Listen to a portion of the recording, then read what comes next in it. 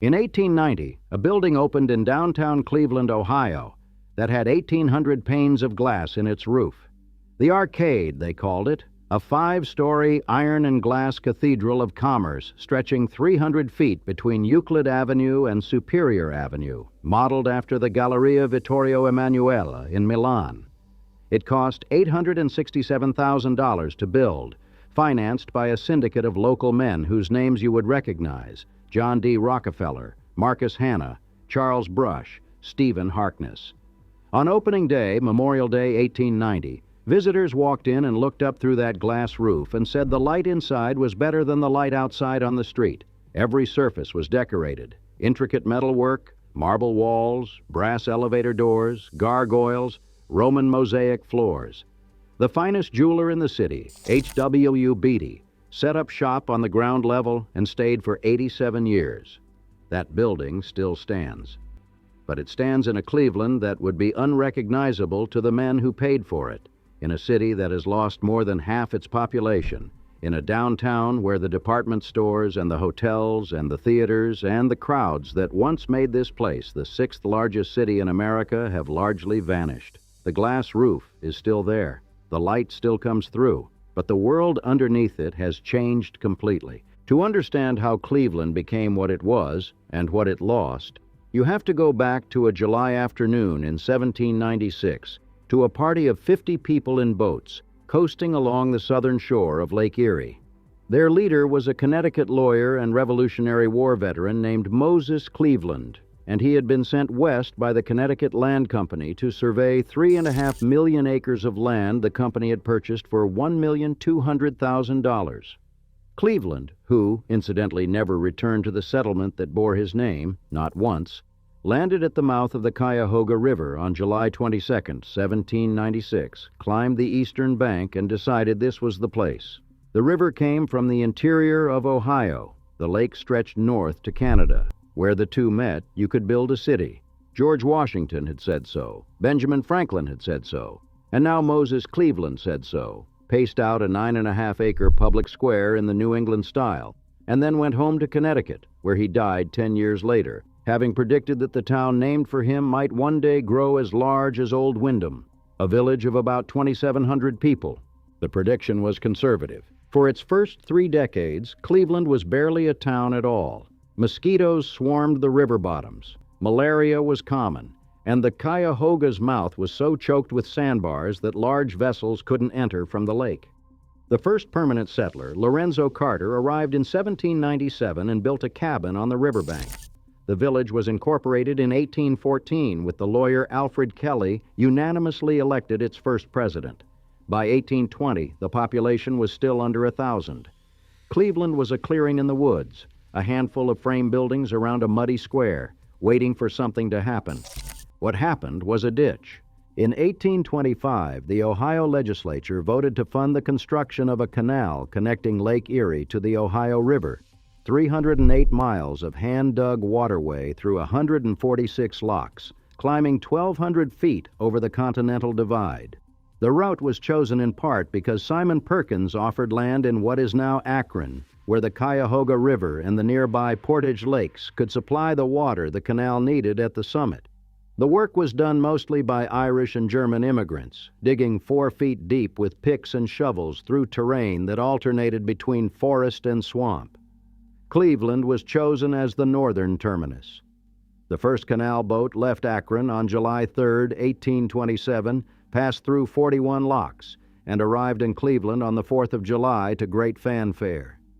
When the full canal was completed in 1832, a trip from Cleveland to Cincinnati that had once taken weeks now took 80 hours, and the economics were transformative. Before the canal, Cleveland merchants shipped about 1,000 barrels of flour east to Buffalo, sometimes receiving as little as 10 cents a barrel.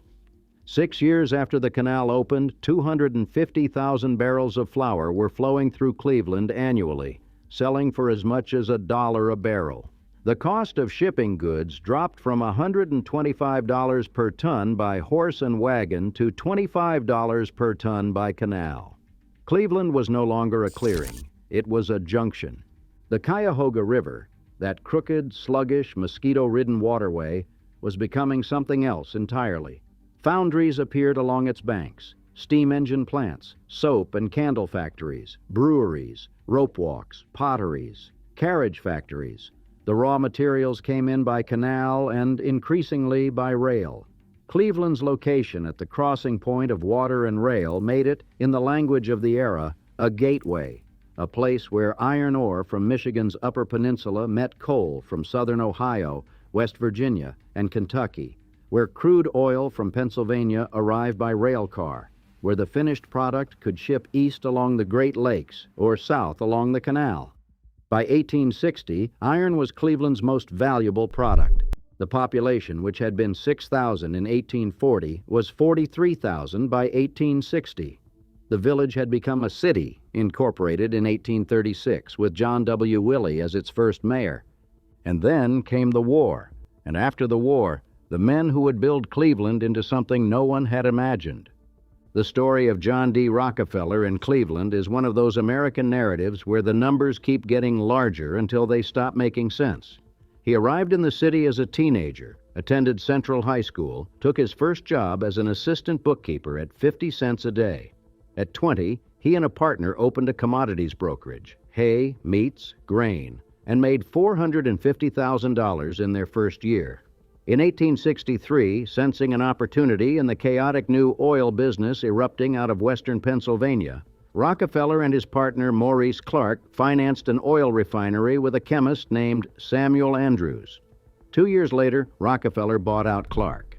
In 1867, Henry Flagler joined the venture, and on January 10, 1870, the partnership dissolved and reconstituted itself as the Standard Oil Company of Ohio, capitalized at $1 million. Cleveland was, at that moment, one of 5 major refining centers in the United States, alongside Pittsburgh and several locations in Pennsylvania and upstate New York. There were about 30 refineries in Cleveland alone. Standard Oil's advantage was partly geographic. Cleveland had 3 competing railroads running east, plus access to the Erie Canal in summer and the Great Lakes, and partly Rockefeller's relentless logic. He negotiated shipping rebates by promising 60 carloads of oil daily, a volume no competitor could match. He undercut rivals on price, bought out the weakest refineries at scrap value, and consolidated operations with a mechanical efficiency that was either visionary or ruthless, depending on whom you asked. In less than 4 months in 1872, the period later known as the Cleveland Massacre, Standard Oil absorbed 22 of its 26 Cleveland competitors. By the end of the 1870s, Standard refined more than 90% of the oil in the United States. Cleveland was, for a time, the oil refining capital of the world. The money from oil, iron, steel, and shipping did what money does in American cities. It built things, and the things it built were magnificent. Euclid Avenue, the broad east-west artery running from Public Square toward the open country, became the address of choice for the men who were getting rich. Baedeker's Travel Guide, the European standard for global travel, dubbed it the showplace of America and compared it to the Champs-Élysées in Paris. The sidewalks were paved with Medina sandstone and lined with elms. The mansions sat acres back from the road, Gothic, Victorian, Tudor, Romanesque, each on its own generous lot, each with manicured gardens and ornate iron gates. Rufus Dunham had been the first to buy land along the avenue, 140 acres for a farm and tavern serving stagecoach travelers. By the 1870s and 1880s, the stagecoach trade was long gone and the farms had become estates. Rockefeller bought his mansion on Euclid Avenue at East 40th Street in 1868 for $40,000. It was, by the standards of his neighbors, relatively modest. Rockefeller was famously frugal in his personal habits, whatever his business methods. The more spectacular residence belonged to Samuel Andrews, the English chemist who had been Rockefeller's original partner. Andrews cashed out of Standard Oil in 1874 and used his fortune to build what may have been the most extravagant private home the city had ever seen, at the northeast corner of what is now East 30th Street. Down the avenue lived Amasa Stone, the railroad builder, Jephthah Wade, the founder of Western Union Telegraph, Sylvester Everett, the financier who built some of the earliest electric streetcar systems in the country, whose Romanesque mansion was completed in 1887 to designs by Charles Schweinfurth, the same architect who designed Trinity Cathedral and the Mather Mansion. Samuel Mather, the iron mining and shipping magnate, whose 43-room mansion built around 1910 cost $1.2 million and is one of the last surviving houses from the Row. Marcus Hanna, the industrialist and political kingmaker who managed William McKinley's presidential campaigns. Charles Brush, the inventor who built the world's largest windmill in his backyard to power his home, the first private residence in Cleveland with electricity. And what these men built was not merely private. Their money funded the Cleveland Museum of Art, which opened in 1916. The Cleveland Orchestra, established in 1918, which would become one of the big 5 orchestras in the country. Case School of Applied Science, where John Eisenman, the architect of the arcade, had been the first professor of civil engineering. Western Reserve University. Churches, hospitals, medical schools. The civic infrastructure of Cleveland was, in substantial part, the philanthropic output of Euclid Avenue. The glass roof of the arcade caught the light over a city that was, by the turn of the century, genuinely one of the great American metropolises. If you walked through downtown Cleveland in 1900, you would have found a density of commerce and culture that rivaled anything east of the Alleghenies. The arcade itself buzzed with fine shops and professional offices. On Public Square, the old Forest City House Hotel had given way to the Grand Hotel Cleveland, which opened in 1918 with 1,000 rooms at a cost of $4.5 million. Charles Lindbergh spoke in its ballroom in 1927. On Superior Avenue and West 6th, the Rockefeller Building anchored the financial district. Halle Brothers Department Store competed with Higbee's and the May Company and Sterling Lindner Davis, a collection of retail palaces that contemporaries compared to Fifth Avenue. Short Vincent, a single block of Vincent Avenue between East 6th and East 9th, became the city's unofficial entertainment district. Restaurants, bars, music clubs, bookies, a louche, smoky stretch of nightlife behind the Hollenden Hotel that attracted everyone from businessmen to gangsters. The money from iron demanded more iron, and the iron demanded ore, and the ore demanded ships. Samuel Mather, James Pickens, Marcus Hanna, and Daniel Rhodes had gained control of iron ore deposits on Michigan's Upper Peninsula as early as the 1850s. Together with David Norton and Rockefeller himself, they reached further to Minnesota's Mesabi Range in the 1880s, then built and operated the fleets of Great Lakes ore carriers necessary to move the raw materials south to Cleveland. They also controlled coal fields in southern Ohio, West Virginia, and Kentucky, and the railroad lines that moved the coal to coke ovens and the coke to blast furnaces. This was vertical integration before anyone used the term. Control the ore, control the fuel, control the transport, control the mill, and the profit at every stage belongs to you. By the 1880s, the Cuyahoga Valley, the Flats, was a landscape of heavy industry unlike almost anything in the country. Blast furnaces glowed orange against the night sky. The river itself, that crooked waterway Moses Cleaveland had found choked with sandbars, was now lined with steel mills, rolling plants, machine shops, and chemical works. The air smelled of coke smoke and hot metal. At dawn, the shift change at a single mill could put 1,000 men on the street at once, lunch pails in hand, soot on their collars, heading home to the neighborhoods stacked up on the bluffs above the valley. With steel and fuel abundant and cheap, and with a growing population of skilled metal workers already in residence, machine-making factories clustered in the city, producing everything from bolts and screws to printing presses, sewing machines, and eventually automobiles.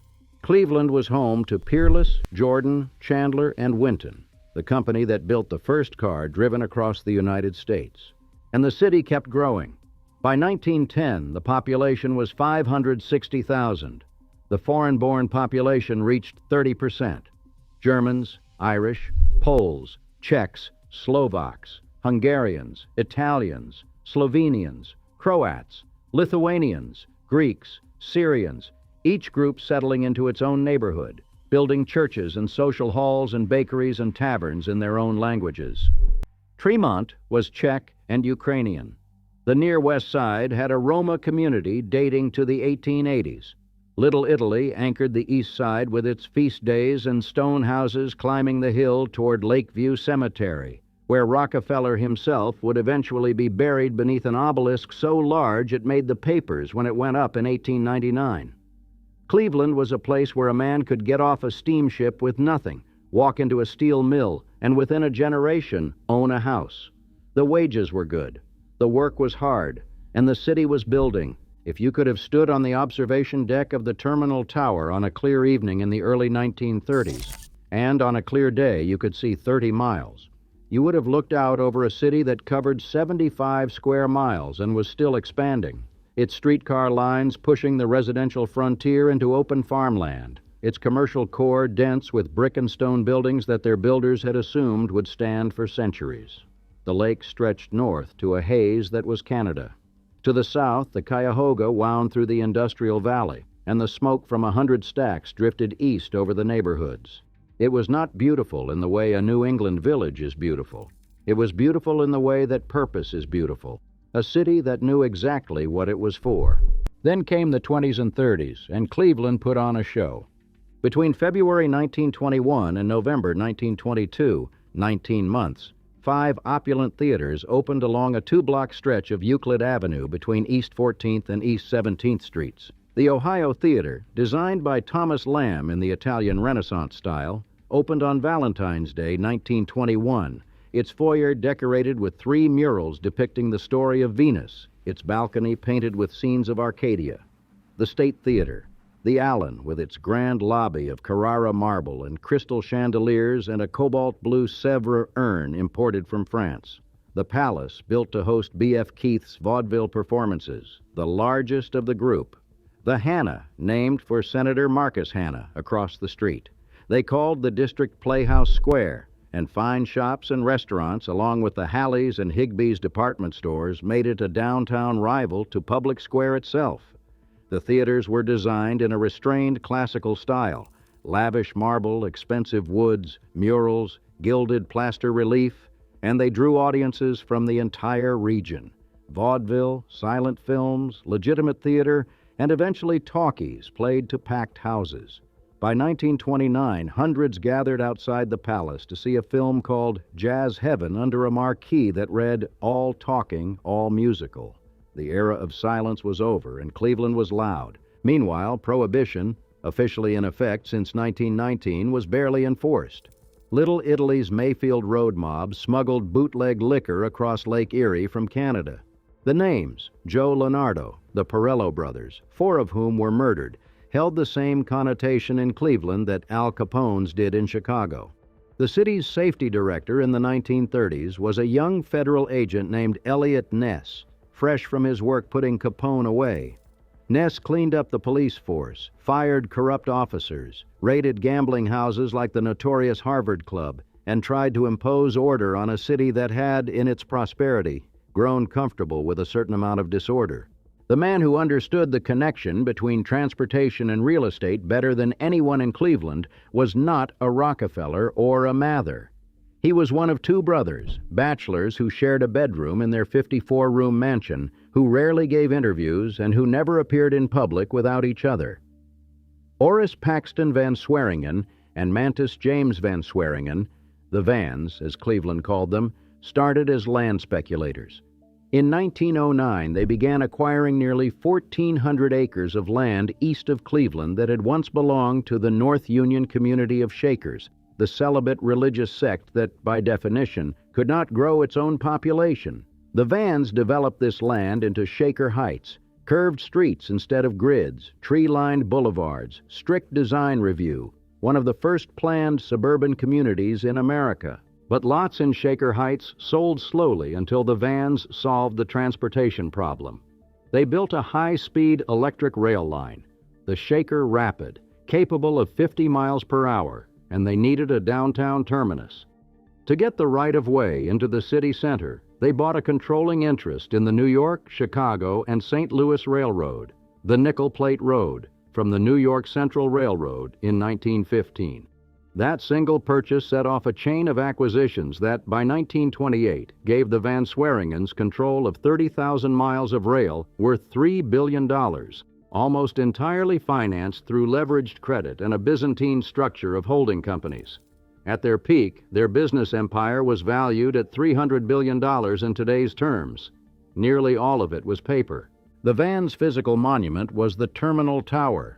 Announced in 1923 as a terminus for the Shaker Rapid, the project grew from a planned 14-story station into a 52-story, 708-foot skyscraper sitting on 280-foot caissons driven into the bedrock beneath Public Square. The complex cost $179 million.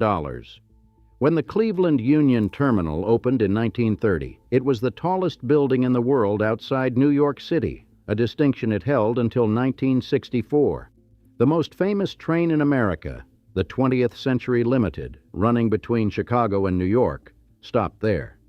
Inside the concourses, travelers found the English Oak Room, Fred Harvey Company concessions, and the Higbee's department store, which the Vans had relocated to the complex after Marshall Fields declined their invitation. On the 10th floor of Higbee's, the Silver Grill, designed by architect Philip Small and the Rorimer Brooks Studios, served lunch beneath Art Deco fixtures of bronze and aluminum, with a fountain of red Spanish marble at its center. The Terminal Tower's concept of a multi-use city within a city actually anticipated Rockefeller Center in New York by several years.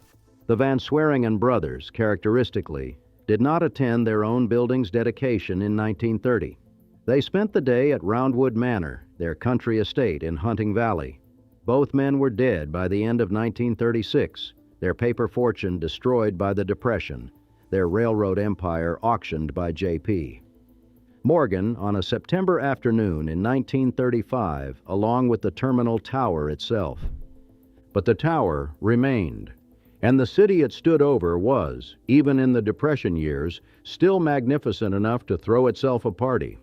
In June 1936, Cleveland staged the Great Lakes Exposition on 135 acres of reclaimed lakefront landfill stretching from Municipal Stadium to East 20th Street. 3,000 workers built the grounds in 80 days. Civic leaders raised $1.5 million. President Roosevelt opened the expo by pressing a button in Washington, while a descendant of Moses Cleaveland cut the ribbon on site. The Streets of the World exhibit featured food and entertainment from 40 countries, a tribute to the immigrant city Cleveland had become. Goodyear offered blimp rides for $3. General Electric promoted its new fluorescent lights. Standard Oil handed out souvenir maps. In the second year, Billy Rose's Aquacade, a water, music, and swimming spectacular starring Olympic champions Eleanor Holm and Johnny Weissmuller, drew crowds to an Art Deco amphitheater stretching into Lake Erie. By the time the exposition closed in September 1937, 7 million people had visited and spent nearly $70 million. The show was so successful that the Aquacade moved to the 1939 New York World's Fair, where it became the most popular attraction.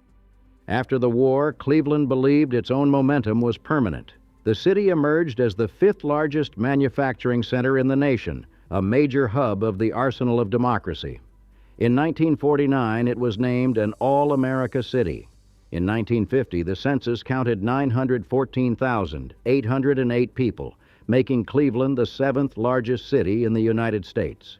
The Indians had won the 1948 World Series. The Browns dominated professional football through the 1950s. A local disc jockey named Alan Freed, broadcasting from WJW studios on One Playhouse Square, popularized a term for the music he was playing, rock and roll. Businesses printed a slogan on their letterheads, "The best location in the nation." And for a moment, you could believe it. On a Saturday night in 1952 or 1953, downtown Cleveland was still one of the most alive places in the country. The Playhouse Square marquees blazed along Euclid Avenue. Crowds moved between Higbee's and Halla's and the May Company, which stood within blocks of each other in a concentration of retail that rivaled any city of any size. The Hollenden Hotel on Superior Avenue hosted visiting dignitaries and out-of-town buyers. Down on Short Vincent, the cigar smoke drifted out of Cornman's restaurant and the Theatrical Grill, where entertainers from the Playhouse Square shows came for a late supper. On the flats, the mills ran around the clock, 3 shifts, and the ore boats unloaded at the docks while the night crew watched the furnace glow reflect off the underside of the bridges. The workers were unionized by then, among the highest-paid industrial workers in the world, their wages supplemented by medical benefits and retirement plans that would have been unimaginable to the men who dug the canal a century earlier. It felt permanent. It felt earned. The glass ceiling of the arcade still caught the light in those years. The Playhouse Square theaters still drew crowds. Higbee's Silver Grill still served lunch, but the math was already changing, and almost nobody noticed. What killed Cleveland, or rather what slowly drained it, was a combination of forces so common across American industrial cities that the story has become almost generic. But the specifics matter, because it was the specifics that made each loss irreversible. Start with the highways.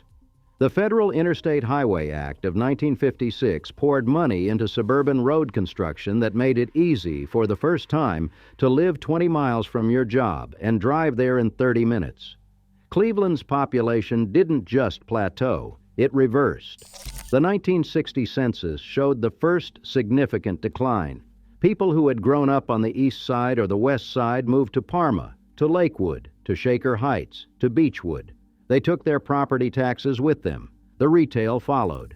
Higbee's opened suburban branches in the 1960s and 1970s. So did Halley's. So did the May Company. The downtown flagship stores, with their high overhead and their aging buildings, began to lose money. Then the industries that had made the city. Steel, which had employed tens of thousands, began losing ground to foreign competition. Japanese steel was cheaper, and the American mills, many of them running equipment that hadn't been significantly updated since the 1940s, couldn't match the cost. The business math was simple and brutal. The cost of modernizing a Cleveland mill to compete with foreign producers exceeded the expected return on investment, so the money went elsewhere, or nowhere. Between the 1960s and the 1980s, mill after mill cut shifts, laid off workers, and eventually closed. The automakers who had once built cars in Cleveland, Peerless, Jordan, Chandler, Winton, makers of the first automobile driven across the United States, were long gone, and the big 3 suppliers who remained were trimming their Ohio operations. On June 22, 1969, a spark from a passing rail car ignited an oil slick on the Cuyahoga River. The fire itself was small, about $50,000 in damage, mostly to a railroad bridge. And it was actually the 13th time the river had caught fire, going back to 1868. No photographs of the 1969 fire are known to exist. By the time local news cameras arrived, it was already out. But Time magazine ran a story using a dramatic photo from the much larger 1952 blaze, describing the Cuyahoga as a river that oozes rather than flows, in which a person does not drown but decays.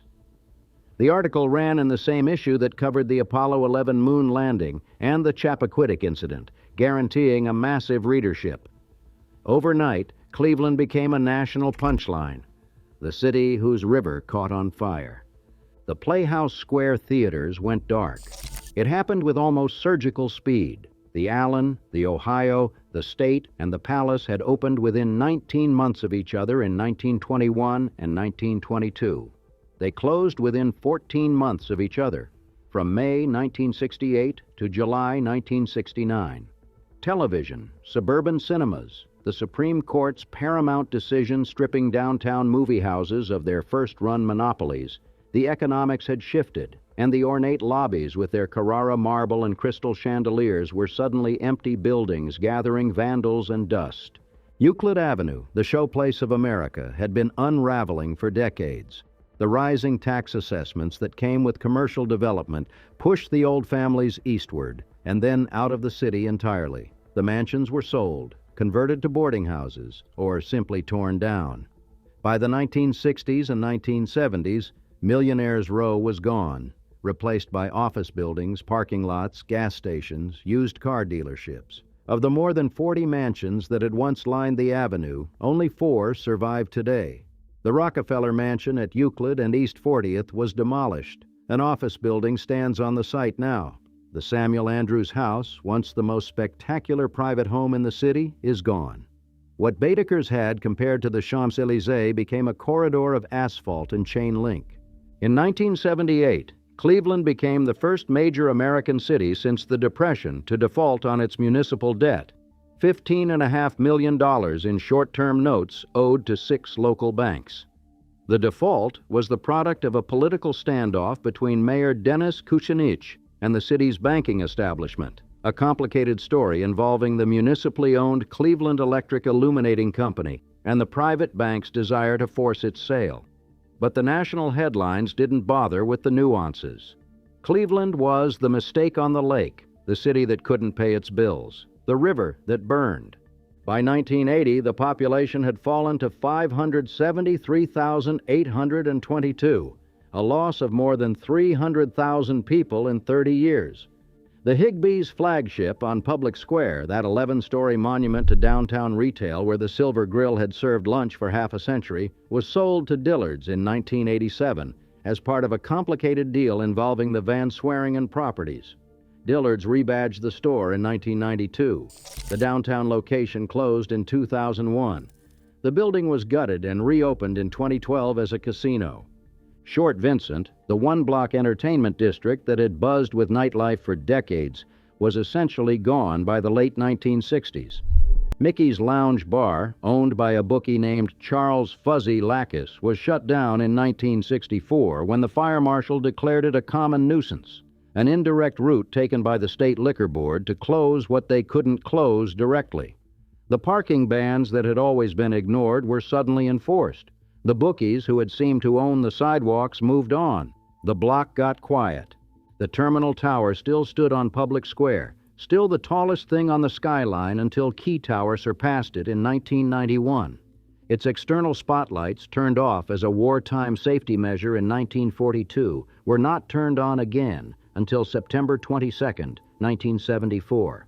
For 32 years, the tower's signature profile, the thing you saw first from any direction, the beacon that ships in the harbor and pilots at Hopkins Airport used for navigation, went dark. When the lights finally came back, they illuminated a city that had fundamentally changed shape. In 2016, the tower was sold for $38.5 million, a fraction in real terms of what it cost to build. The arcade still stands between Euclid and Superior.